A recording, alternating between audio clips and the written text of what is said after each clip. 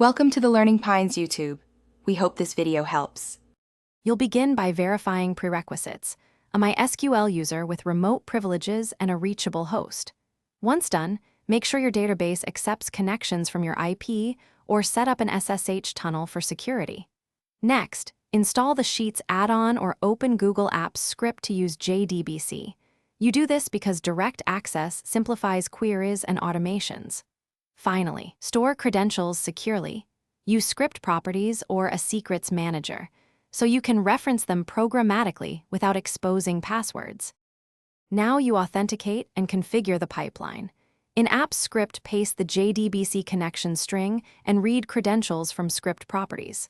Once done, open a test function that runs select one or select now to validate connectivity and time zones.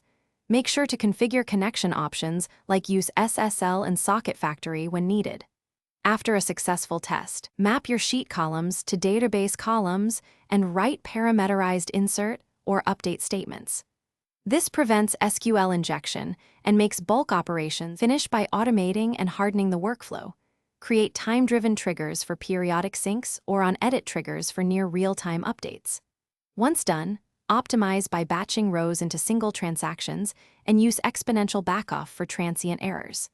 Make sure to commit only after validation to avoid partial writes.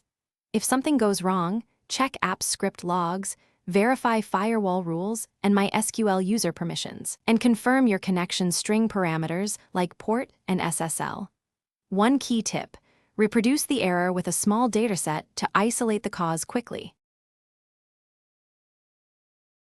Thanks for watching. Consider subscribing if we helped you.